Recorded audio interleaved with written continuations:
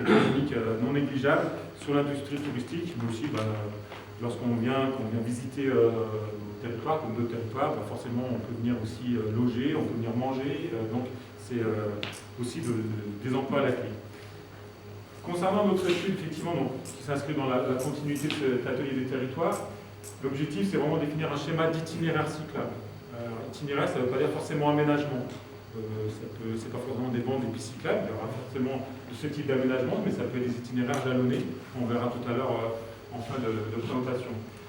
Avec 5 grands objectifs, c'est un schéma partagé et accepté par les différentes collectivités. C'est aussi pour ça qu'on est là ce soir, c'est pour en discuter. Les différentes collectivités, c'est toutes les communes qui constituent le bassin montois. Je ne sais jamais si on dit le bassin montois ou la bassin montois, c'est qui a priorité? Le bassin montois, merci. Avec aussi la région, le département, il y a tous les acteurs institutionnels. Deuxième chose, un maillage cyclable effectivement qui répond à qui s'inscrit dans une démarche plus large. On parlera juste après de l'initiative qui est menée par le département.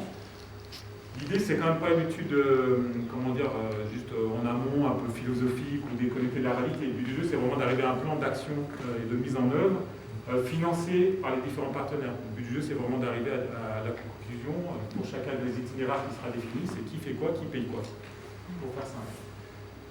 Un schéma phasé évolutif dans le temps, effectivement, le territoire est vaste, le nombre de cheminements, si on est ambitieux à aménager, il est très important.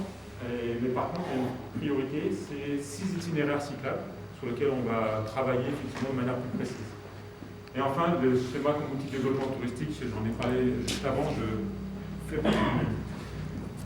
les initiatives portées à l'échelle départementale. Il y a un schéma départemental des itinéraires cyclables qui avait été élaboré en 2008-2009. Vous avez la cartographie à l'échelle du sud de Seine-et-Marne, du Provinois d'une manière générale et de Basset-Montois. Il y a peu d'aménagements ou pas même d'aménagements cyclables qui ont été réalisés depuis, mais il est en cours d'actualisation. Déjà que les élus à l'échelle du département, j'ai rencontré la semaine dernière le vice-président transport et puis aussi madame la directrice adjointe de la direction des transports. On a pu échanger, mais on confirmait effectivement, je pense qu'il y a au niveau de la Seine-et-Marne, effectivement, l'ensemble des élus, tout le monde sent bien, effectivement, que le vélo c'est quelque chose qui est en plein développement, qu'il faut accompagner ce développement et offrir des itinéraires, des aménagements cyclables sécurisés. Donc, en cours d'actualisation, il y a eu déjà des premières réunions de travail sur le territoire la semaine dernière. Une première version est prévue à la rentrée, et puis une validation donc, en 2020. Autre démarche à l'échelle, au-delà de la communauté de communes, c'est donc l'Euro-Véloroute. On a une carte un peu dézoomée ici. Donc, comme son nom l'indique, effectivement, c'est une grande traversée, je ne sais même plus jusqu'où le terminus à l'est de l'Europe, mais bref, elle s'inscrit aussi dans un territoire, effectivement, donc c'est le long de la Seine, sur toute la traversée de l'Île-de-France, et ça s'inscrit même dans un projet qui est mené et porté par plusieurs associations, puis aussi différents partenaires institutionnels, qui est la Seine à vélo, donc grosso modo de la source jusqu'à la mer. Donc là aussi, ça traverse directement vos territoires, en lien avec, je crois, Nogent-sur-Seine juste à proximité, Montaureau-Foyonne à l'ouest. Vous imaginez bien la portée de cet aménagement. En termes de périmètre d'études, sans surprise, c'est votre territoire.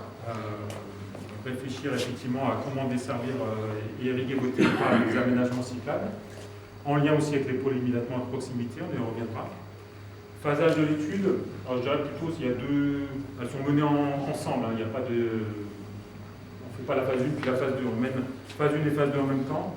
Phase 1, c'est vraiment définir un schéma cyclable, effectivement, à l'ensemble du territoire, définir après 6 itinéraires prioritaires à étudier plus finement, et en même temps, on travaille sur l'aménagement du canal Prelato, en lien évidemment avec les aménagements définis à l'échelle communautaire. Donc pour travailler, comme je disais, j'étais le représentant un peu essolé, mais d'un groupement qui est porté par Ingetec, la société que je représente, et on est avec un partenaire paysagiste, Folus Éco-Paysage. Vous avez à l'écran, je ne vais pas faire très long, mais nous, on est une PME de 50 personnes, avec 2 implantations en Ile-de-France. Le siège est en Maison-Alfort, juste au sud de Paris.